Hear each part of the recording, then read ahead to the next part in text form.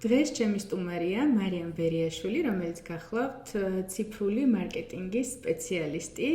16 წლიანი გამოცდილების შემდეგ დაბრუნდა საქართველოში და შენ მუშაობდი საფრანგეთში, მონაკოში, შვეიცარიაში და ასევე გერმანიაში. ძალიან დიდი გამოცდილება დაგიგროვდა ზოგადად ამ მიმართულებით. როგორია დღეს ტრენდები სოციალურ ქსელში? TikTok-ი, Instagram-ი, Facebook-ი. დღესდღეობით და უკვე კარგი ხანია ტრენდებს მიყავს ყველაფერი, ასე ვთქვათ. მიუხედავად იმისა, რომ რაც არ უნდა გასაკვირი იყოს, Facebook-ი არის მაინც ნომერ პირველი პლატფორმა მთელ სამყაროში და ასევე საქართველოში. ძალიან აქტუალური უკვე გახდა თაობების მიხედვით Instagram-ი და შემდგომ უკვე TikTok-ი. TikTok-ი არის ძირითადად ვიდეოებზე, რილსებზე აწყობილი და ეს არის ტრენდებზე დაფუძნებული, ვიტყოდი, სოციალური ქსელი. ანუ როგორც ხვდები, სხვადასხვა თაობები, მილენიალები, Gen Z, Gen Alpha, აბსოლუტურად სხვადასხვა პლატფორმას იყენებს ინფორმაციის მისაღებად. და რაღაცნაირად სოციალური მედია ვალდებული გახდა, რომ ყველა პლატფორმაზე აქტუალური იყოს, ოღონდ განსხვავებულად უნდა ითამაშოს თავისი როლი. ეს უნდა განისაზღვროს თვითონ ჩვენი სამიზნე აუდიტორიის მიხედვით და კონტენტიდან გამომდინარე თუ რა სერვისს თავაზობთ. ესეა ზუსტად. რა კარგად გცოდნია. საქმე იმაში გახლავთ, რომ ბევრმა არ იცის, იმდენად გამოუვალ სიტუაციაში აღმოჩნდი რამდენიმე წლის წინ სოციალურ მედიასთან მიმართებაში, რომ მე თვითონ გავიარე ციფრული მედიის და მარკეტინგის კურსი. ცხადია, მიმართულებით არ მიმუშავია, მაგრამ ჩემთვის როგორც ესთეტიკურ მედიცინაში მოღვაწე სპეციალისტისთვის ძალიან მნიშვნელოვანი იყო მცოდნა და მაინც რა გამოწვევებს გვაძლევს დღესდღეობით ეს დარგი.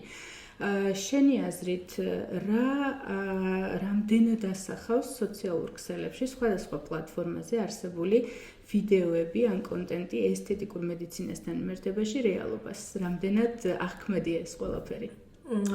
აღქმადობა ცალკე თემაა და რამდენად შეესაბამება რეალობას, ეს ცალკე თემაა, იმიტომ რომ ზოგჯერ ძალიან აცდენილია რეალობისაგან, რასაც ჩვენ ვხედავთ სოციმედიაში, იმიტომ რომ იმდენად არის დამუშავებული ფოტოები და ასე შემდეგ, უკვე ძნელია პაციენტმა, მომხმარებელმა გაარჩიოს, სად არის რეალობა და სად არის უკვე მითი, ასე ვთქვათ. აქედან გამომდინარე, თუ სპეციალისტს სურს, რომ მისი პაციენტი ისევე ენდობოდეს მას და მის კლინიკას, როგორც ენდობა სოციალურ ქსელს, აუცილებლად თანხმდრაში უნდა იყოს ნამუშევარი ვიზუალურ კონტენტთან მიმართებაში, ანუ ერთი და იგივე უნდა იდებოდეს. მე არ გულისხმობ ყველა დეტალს, მაგრამ ის დამუშავება, რაც ხდება ხოლმე ზოგ პლატფორმაზე, არის მიუღებელი. გეთანხმები საქმე იმაში, რომ ხშირად ჩემთვის როგორც პროფესიონალისტვის აღქმადია, ეგრეთ წოდებული fake ფოტოები ან ვიდეოები, შენთვის როგორც ციფრული მარკეტინგის მიმართულების სპეციალისტისთვის ასევე აღქმადია, მაგრამ სამწუხარო რეალობა არის ის, რომ ამას პაციენტები ვერ ხშირ შემთხვევაში ვერ აღიქვამენ. რაც იწვევს მათ შეცდომაში შეყვანას. სამწუხაროდ ასეა. მაგრამ ვცდილობთ ძალიან ვცდილობთ, რომ მომხმარებლამდე ზუსტად მივიტანოთ, როგორც არის ყველაფერი და რაც შეიძლება გავზარდოთ მათი ცოდნა. რაც შეიძლება, რომ ხელმისაწვდომი იყოს მათთვის, ესე ვთქვათ, უფასოდ, რადგან ეს ჩვენი პასუხისმგებლობაც არის და ზოგადად ავიცილებთ თავიდან ყოველგვარ ცუდ შემთხვევას. გამოდის, რომ ინფორმირებული მომხმარებელი, ინფორმირებული პაციენტი საბოლოო ჯამში ბევრ კითხვის ნიშანს გვაშორებს. კი, რა თქმა უნდა. ეს შეუძლია სოციალური მედიის სხვადასხვა პლატფორმას. რა თქმა უნდა. მარიამ, ზოგადად რამდენად აქტიური უნდა იყოს ექიმი და კლინიკა სოციალურ ქსელში? ხანდახან გონია ხოლმე, რომ საკმაოდ სერიოზული პროფესიის წარმომადგენლები, როგორც ჩვენ ვართ, დატვირთული გრაფიკით TikTok-ზე, ცოტა შეუსაბამოა ხოლმე და რაღაცნაირად სულ მომდის ხოლმე უთანხმოება ამასთან დაკავშირებით.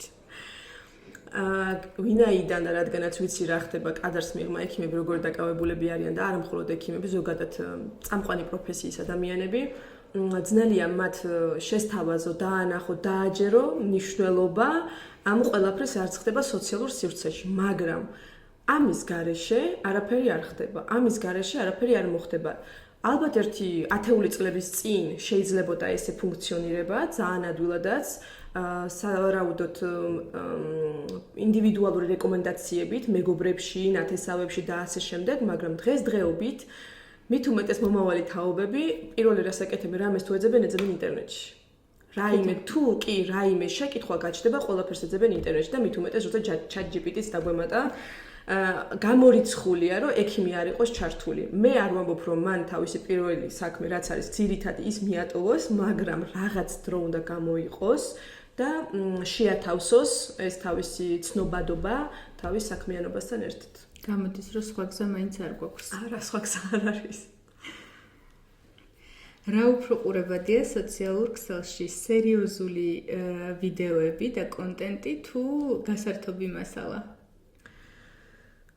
გამომდინარე, ძალიან რთული შეკითხვა, გამომდინარე პროფესიიდან, თუ ავიღებ შენ სფეროს, აუცილებელია მიეწოდებოდეს ინფორმაციაც და იყოს ეს ცოტა ვთქვათ ესე ლექციის ფორმით, ოდნავ, რადგან შენ როგორც მე ვხედავ, ზრუნავ იმაზე, რომ შენი პაციენტები იყვნენ მაქსიმალურად ინფორმირებულები. ამის გარეშე არაფერი არ გამოვა, მაგრამ სულ ინფორმაციის მიღება დღესდღეობით სხვადასხვა სფეროდან, სხვადასხვა პლატფორმიდან იმდენად დაუღლელია, ხალხს უბრალოდ უნდა ზოგჯერ ყურადღების რამეზე გადატანა და გართობა. ამიტომ დავესახები ამ სიტყვას სკროლვას. აი ამ სკროლვაში თუ უნდა მოხდე, უნდა გქონდეს ასევე ტრენდული კონტენტი, ანუ ტრენდული რილსები და ვიდეოები. აუცილებლად ამის გარეშე არ გამოვა, იმიტომ რომ მარტო ინფორმაციის მიღება დღესდღეობით უკვე საინტერესო არ არის. გასართობი ვიდეოები უფრო. კი, უფრო გასართობისკენ ვიხრებით სამწუხაროდ სამედიეროდ. უცნაურია ძალიან. მესმის, მაგრამ ფაქტია. ფაქტია, კი, ფაქტია. როგორ ახერხებ შენი საქმიანობის და სოციმედიის თანხვედრას, ან საერთოდ თუ გაქვს დრო, თუ რა ხდება მანდ? ჩემ პირად გვერდს თუ ვინმე ესტუმრება, მივხვდებით, რომ საერთოდ არ მაქვს ამისი დრო, ამ წუთას მით უმეტეს იყო პერიოდი, როცა ძალიან აქტიური ვიყავი. თუნდაც საინფორმაციო რილსებით და უკავშირი ცხადი ამას ჰქონდა, მაგრამ დღეს პრაქტიკულად მიტოვებულია ჩემი პირადი სოციალური ქსელი, რისთვისაც დროს ფიზიკურად ვერ ვნახულობ ამ ეტაპზე, თუმცა კლინიკის გვერდი ცხადია, დავარცხნილია, დახვეწილია, ვფიქრობ, რომ დღესდღეობით მაქსიმალურად შეესაბამება იმ მოთხოვნებს, რაზეც ამ წუთას საუბრობთ ჩვენ.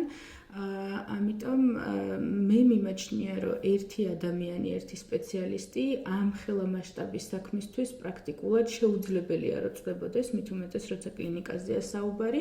და კიდევ ერთ განმეორდები, არ ნიშნავს იმას, რომ მე მაქვს რაღაცა მიზერული განათლება ამ სფეროში, ეს საკმარისი დღეს უკვე აღარ არის. იმდენად დაიხვეწა და იმდენად გაიზარდა მოთხოვნები, კონტენტი იმდენად დავარცხნილი, ლამაზი და ყურებადი უნდა იყოს, რომ ამ ხელა კონკურენტულ ბაზარზე რაღაცნაირად წინა პლანზე იდგეს, თუნდაც სპეციალისტი ან კლინიკა, რომ ნამდვილად ჭირდება ამას პროფესიონალების გუნდი, რომელიც ყველა დეტალს და ყველა ნაბიჯს გათვლიან, იმიტომ რომ ბევრს გონია, რომ ეს არის რაღაცა ქაოტური სისტემა, თუმცა სოციალური მედია გულისხმობს ნაბიჯ-ნაბიჯ გაწერილ გეგმას, კონტენტს, მათ შორის copywriting-ს, ანუ ტექსტობრივ მასალას და სარეკლამო, ასე ვთქვათ, აუდიტორიაზე მუშაობას. თუ ეს არ მოხდა პროფესიონალების მიერ ამ ყველაფრის დამუშავება, პრაქტიკულად შეუძლებელია, რომ ამან რაიმე შედეგი გამოიღოს საბოლოო ჯამში. ყველა ეტაპს ჭირდება ძალიან მიზანმიმართული მუშაობა. აქვე იმას დავამატებ, რომ აი რაც არ უნდა შეიძლება ცუდად ჟღერდეს ეს, მაგრამ ნებისმიერი საქმე, რაც გვინდა კარგად გამოვიდეს, მოითხოვს ინვესტიციას. იქნება ეს დრო, იქნება ეს ძალისხმევა, იქნება ეს თანხები. ამიტომ ამ საქმეს სოციმედიას ჭირდება იმდენი ადამიანის ჩარევა, გამორიცხულია ერთმა ადამიანმა შეძლოს სრულყოფილად თავის საქმიანობასთან ერთად კიდევ ეს შეითავსოს. როგორც ნინომ თქვა, ეს არის ტექსტის შექმნა, ეს არის მასალის დამონტაჟება, ანუ ვიდეოს გადაღება, დამონტაჟება, გამზადება, ტექსტის შეთანხმება, სწორად ტექსტის აწყობა, ესეც ძალიან მნიშვნელოვანია და ჰეშტეგებმა როლი იცვალა თან ამის გათვალისწინება, თან ალგორითმები ისე სწრაფად იცვლება, ამასაც ყურადღების მიქცევა უნდა ძალიან თითქმის ყოველდღიურად რაღაც სიახლე შეიძლება გამოჩნდეს და არ უნდა გამოგჩეს არავითარ შემთხვევაში, იმიტომ რომ ამ სიახლეებზე დაფუძნებით ყოველ დღე თუ ყოველ კვირეულად და ასე ძალიან ხშირად ხდება მანევრირება იმ კონტენტ კალენდარის მიხედვით და ასე შემდეგ. ყველანაირი ცვლილება უნდა დაიგეგმოს, როგორც კი შესაძლებელია და როდესაც ექიმი თუნდაც სხვა სპეციალობის ადამიანი ცდილობს ესეც გააკეთოს თავისი პაციენტების თუ მომხმარებლების შემდგომ, რომ დაამთავროს სამუშაო დღეს, მე არ ვიცი რა რესურსი უნდა დარჩეს იმ ადამიანს. საბოლოო ჯამში. ნამდვილად. იმასაც დააკლებს და საბოლოო ჯამში უფრო ზარალისკენ გვექნება ორიენტაცია. ამიტომ ჩემი პირადი გვერდი მიტოვებული ჯერჯერობით. დროა ეგეც ვინმეს ჩავაბაროთ. გეთანხმები. ევროპული ბაზარი და ქართული ბაზარი თუ შევატარებთ ერთმანეთს და ევროპელი მომხმარებელი და ქართველი მომხმარებელი. Რამდენად განსხვავდება ერთმანეთისგან, რამდენად სხვადასხვა ფენომენია საერთოდ. მიუხედავად იმისა, რაც დაუჯერებელია, რომ ჩვენ ქართველები ბევრ რამეში ევროპელებს ჯობი ვართ და არა მარტო ევროპელებს, ამერიკელებსაც. ამ საკითხში ძალიან გავსხვავდებით როგორც მომხმარებლები. იქ არის უფრო მეტი ყურადღება, რომ არ იქნოს პაციენტმა თუ მომხმარებელმა არანაირი, ანუ ვინმესთან ყვეთა და ასე კონფიდენციალურობა არის ძალიან მაღალ დონეზე აყვანილი და საერთოდ მოთხოვნები უფრო სხვა მიმართულებით მიდის, ვიდრე აქ. ალბათ, აქედან გამომდინარე, მე უფრო ესეთ რამეზე ვისაუბრებდი, აქედან გამომდინარე საქართველოში გვაქვს ესეთი შემდგომი პრობლემა. თუნდაც შენ ან შენი პროფესიის ადამიანები, ან სხვაებიც, როდესაც ეძებენ სოციმედია მარკეტინგის სააგენტოებს, ძალიან დიდ პრობლემას აწყდებიან. ერისი თქმა მინდა. ჩვენთან რაც კურსებია საქართველოში, მე ყველაზე ვერ ვიტყვი, უმრავლესობაზე ვსაუბრობ, ეს არის საზღვარგარეთის ბაზრებიდან გადმოტანილი, გადათარგმნილი და ისე ჩატარებული კურსები. ეს არ არის ქართულ ბაზარზე. არ არის მორგებული და აი ამაში გვაქვს ჩვენ დიდი პრობლემა. ამიტომ მე მესმის, რომ ჩვენს ბაზარზე ძალიან ბევრი დაუვარცხნელი კონტენტია, აი ბევრი საქმეა ჩვენთვის. იმიტომ რომ სპეციალისტები არ გვყავს საკმარისად. მე არ ვამბობ რომ რაოდენობრივად, მე ვამბობ გამოთქმულებით ცოდნით. კი, ძალიან რთულად არის საქმეებიდან. კი დადიან კურსებზე, იღებენ სერტიფიკატებს, ინვესტიციას აკეთებენ ყველანაირ სამწუხაროდ ბაზარზე არ არის ისეთი კურსები, რომელიც ძალიან კარგად იქნებოდა მორგებული ქართულ ბაზარზე და აი აქ არის დიდი პრობლემა. სერიოზული პრობლემა გავიარეთ და კოლეგებთან კომუნიკაციის პერიოდშიც ვაწყდები ხოლმე ზუსტად მსგავს პრობლემას. პრაქტიკულად ყველა ვუჩივით ხოლმე და ვუჩიოდით ერთსა და იმავე ფაქტორს, რომ კონკრეტულად ესთეტიკურ მედიცინაში ან ბიუთი სფეროში ძალიან რთულია მოძებნო სააგენტო ან კადრი, რომელმაც ზუსტად იცის, რა ჭირდება ამ სფეროს. ვინაიდან საკმაოდ დელიკატური სფეროა, ბევრი ნიუანსი აქვს, განმასხვავებელი, თუნდაც შიდა სამზარეულოს გათვალისწინებით, ამიტომ ან თუნდაც კოპირაიტინგის მიმართულებით, იმიტომ რომ სენსიტიურია რაღაც დოზით ეს მიმართულება და ამიტომ ზოგად ჭრილში, რასაც ციფრული მედია ან მარკეტინგი გულისხმობს, მთლად ბოლომდე ვერ ერგება, იმიტომ რომ აქ თავისებური მახასიათებლები. ამიტომ წლებით დაგვჭირდა, რომ რაღაცნაირად ეს მიმართულება მეტნაკლებად გამოგვესწორებინა და იმ რელსებზე შემდგარიყავით, რასაც როგორც ეხლა ვმუშაობთ და ნამდვილად არ იყო ეს მარტივი, ეს პირადი გამოცდილებით, რაც შემიძლია რომ ხაზი გაუსვა. თუმცა დღეს ძალიან მიხარია, რომ თუნდაც კოლეგები, ან უბრალოდ უცხო ადამიანები, ან პაციენტების 99% დადებითად აფასებს იმას, რასაც დღეს ფემინა აკეთებს ამ მიმართულებით და ძალიან ვფიქრობ, რომ სწორ გზაზე ვართ. რამდენად იტყუება სოციმედია ბიუთის სფეროში? თუ გულისხმობ იმ კონტენტს, რასაც ვუყურებთ ხოლმე, before after-ებს, ანუ პროცედურამდე და პროცედურის შემდგომ ფოტოებს, ან კადრებს, მინდა გითხრა, რომ იტყუება ხშირ შემთხვევაში. ჩემ კოლეგას ერთ-ერთ მასტერ-კლასზე საზღვარგარეთ ჰქონდა ძალიან საინტერესო მოხსენება. ჩატარებული იყო კვლევა, ოღონდ ეს გაშიფრეს პროფესიონალებმა და აღმოაჩინეს, რომ ფოტოები, რომელიც ზოგადად მთელ მსოფლიოში სოციალურ ქსელში არის განთავსებული პაციენტების, მათი უდიდესი ნაწილი არის კარგად დამუშავებული, იმისთვის, რომ პაციენტისთვის ეს არარეალურად იყოს აღქმადი. ამიტომ ხშირ შემთხვევაში ისინი შედიან შეცდომაში. განსაკუთრებით ეს საუბარია ხოლმე ქვედაყბის მოდელირებაზე, ან ძირითადად ამაზე იყო აქცენტები. ძალიან დასანანი ალბათ მოდიან პაციენტები გაჩვენებენ ნამუშევარს და ესე მინდა ზუსტად მეც. კი ბეტონო, აი ამ შემთხვევაში უკვე შეუძლებელია ხოლმე, ან ძალიან რთულია და დიდ დროს მოითხოვს კონსულტაციაზე, გადააფიქრებინო ან შეუცვალო გეზი და ის ხედვა ადამიანს, რაც არაერთხელ შეხვედრია სოციალურ ქსელში. მაგალითად, ეს არის ეგრეთ წოდებული ტეხასური, ანუ ანჯელინა ჯოლის ქვედაყბა, იგივე ჰოლივუდ სტაილ ჯოუ ლაინს, რასაც ეძახიან ქვედაყბის მოდელირება.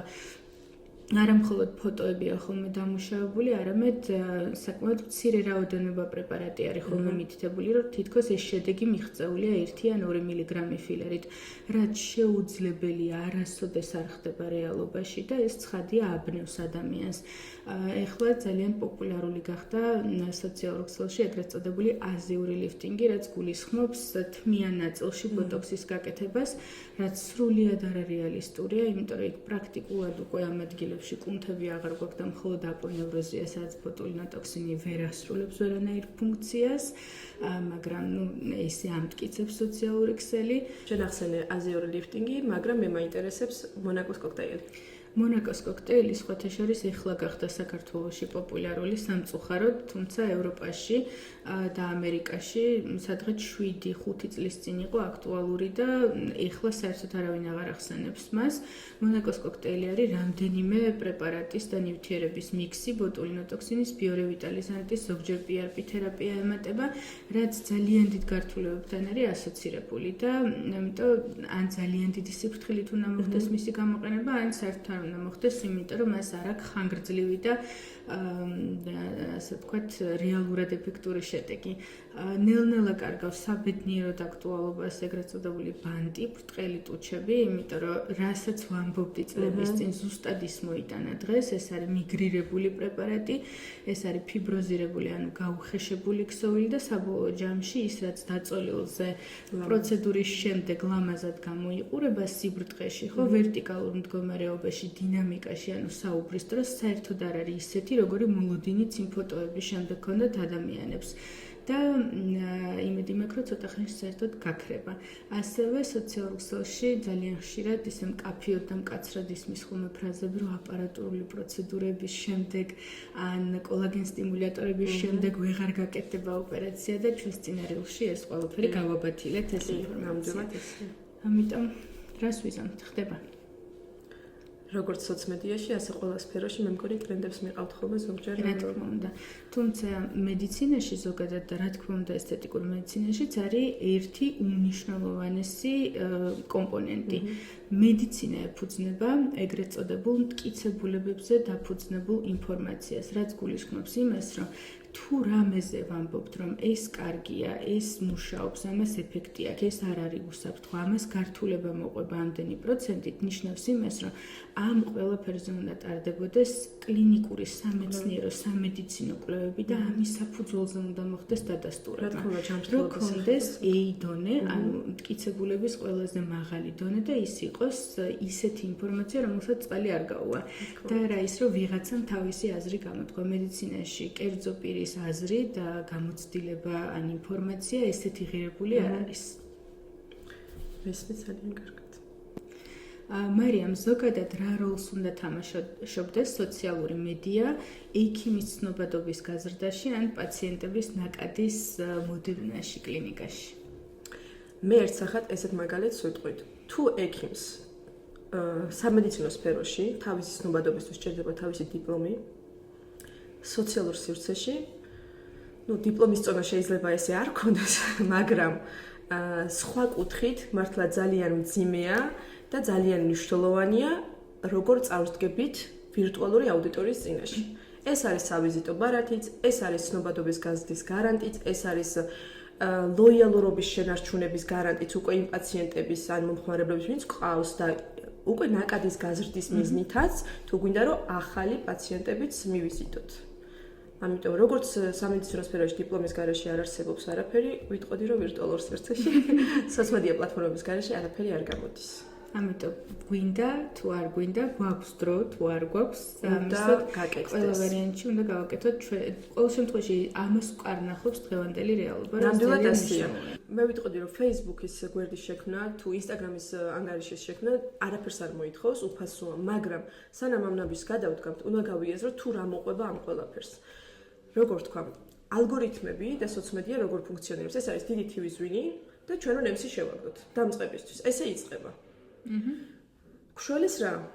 რეგულარული მუშაობა, ანუ წინასწარ შექმნილი ბრენდ ისტორიით, მარკეტინგით და ციფრული მარკეტინგის გეგმით, კონტენტ კალენდარს რასაც ვეძახით, ამის მეშვეობით შეგვიძლია რეგულარულად ვიაქტიუროთ სოციქსელებში და ალგორითმების დახმარებით ნელ-ნელა ჩვენ მოვაწონოთ ჩვენი კონტენტი და ნელ-ნელა ამოვიდეთ. მაგრამ რომ ამოვიდეთ ამ TV ზვინში, თან ჩვენი ყველაფერი უნდა იყოს საინტერესო ნახვადი და ასე შემდეგ უნდა დავიჭიროთ მომხმარებელი, უნდა იყოს ყურებადი, გადაზიარებადი და ასე შემდეგ, შემდგომ ამოვართ. მაგრამ ამ ყველაფრის გარეშე, თუ ამას არ გავაკეთებთ, არც არასდროს არ ვიქნებით ამ TV ზვინში. გავიგე. დღეს ჩვენი პაციენტების ან ზოგადად პაციენტების ამ კონკრეტულ სფეროს გულისხმობ ესთეტიკურ მედიცინას, მაინც ძალიან დიდია პროცენტული წილი იმ აუდიტორიისა, რომელიც ეგრეთ წოდებული word of mouth-ით, ანუ ახლობლების, მეგობრების და ნაცნობების რეკომენდაციით მოგმართავს. მაგრამ რა არის მომავალი სოციალური მედიის და რას უნდა ველოდოთ მისგან? მომავალი სოციალური მედიის რა იქნება? მომავალი თაობები. ანუ რაც უფრო იზრდებიან თაობები, მით უფრო ყველაფერს ეძებენ ინტერნეტში, ყველაფერს კი ბატონო და ამასთანავე მე ვიტყოდი ერთ რამეს კიდევ რომ Instagram-მა თავის საძიებო სისტემა მოაქცია ისე როგორც Google-ის საძიებო სისტემა. ანუ ყველაფერი ხდება როგორც საძიებო სისტემა. მოდი დეტალებში აღარ შევალ, უფრო ტექნიკურ ხარისში წავალთ. საძიებო სისტემა ხდება Instagram-ის ძებნის ველი, როგორც Google-ში ვეძებთ. ცდილობენ ძალიან გართულდა ყველაფერი მარტივად. რა თქვათ, თუ Instagram-ი მარტივი პლატფორმა იყო Facebook-თან შედარებით და Google-თან შედარებით, სულიან მის როლს შეცვალეს უფრო სწორად და გადავდივართ აქეთკენ, რომ Instagram-ის საძიებო ველი იგივე დატვირთვის მიზანი ეგეთი აქვს, რომ იყოს იგივე დატვირთვის, როგორც Google-ის საძიებო სისტემა. ეს კიდევ უფრო ართულებს ერთი კონკრეტული მომხმარებლისთვის, ანუ ერთი პერსონისთვის, აი ამ TV ზვინის წვერვალზე ამოსვლას. ასეა. და შესაბამისად, რადგან ყველა უკვე სოციმედიას მიმართავს ყველანაირი ინფორმაციის მოძიებისთვის, ეს იქნება რაიმე ტრენდი, თუ ეს იქნება რაიმე ინფორმაცია, თუ სადმე ჩაწერა, თუ არსებობენ და ამასთანავე ძალიან დიდი ყურადღება და უფრო მეტად დაეთმობა შეფასებებს. როგორ აქტიურობს ხალხი კომენტარებში, ანუ როგორ გაფასებენ და აგრეთვე Google-ში, საძიებო სისტემაში როგორი შეფასებები დატოვეს. ჩვენ უნდა ვეცადოთ, რა თქმა უნდა, რომ კმაყოფილმა პაციენტებმაც, მომხმარებლებმაც დაგვიტოვონ შეფასებები, იმიტომ რომ უკმაყოფილო პაციენტები უფრო მეტ საუბრობენ, ვიდრე კმაყოფილები. ანუ ქართველ მომხმარებელს, როცა კმაყოფილია, ესე ვერბალურად ურჩევნია გაზიარება თავისი შთაბეჭდილების, ვიდრე მაგალითად სოციალურ ქსელში. ამის კულტურა ნაკლებად გაგვაჩნია სამაგიეროდ, შეიძლება მხოლოდ ერთი უარყოფითი კომენტარი არსებობდეს, ან რამდენიმე უკმაყოფილო კომენტარი და ის ზღვა არმია კმაყოფილი ადამიანების საერთოდ არც არ ჩანდნენ სოციალურ ქსელში. აქ ნამდვილად ისეთი გეფი გვაქვს, ანუ რაღაცნაირად პრობლემას ხედავ ხოლმე შეფასებების კუთხით. ქართველ მომხმარებლებზე მაგას. ამაზე იმიტომ ამახვილებ მეც ყურადღებას, რომ ევროპაშიც და ამერიკაში და ზოგადად უფრო განვითარებულ ქვეყნებში ამ კუთხით ძალიან დიდი მნიშვნელობა ექცევა შეფასებებს. რაც არ უნდა იყოს, პირველივე, აი ვთქვათ, ჩავედით რომელიღაც ქვეყანაში და გვინდა ერთ ექიმთან მისვლა, ვთქვათ, სიტყვაზე, ან სადმე სილამაზის სალონში გვინდა მისვლა. რას გავაკეთებთ, როცა არ ვიცით, ხო? იქ არავინ არ ყავს და ვერავინ ვერ გვირჩევს. შევდივართ ისევ საძიებო სისტემაში და ვნახულობთ შეფასებებს. ეს გახდება უფრო და უფრო მნიშვნელოვანი, კიდევ უფრო მეტად მნიშვნელოვანი.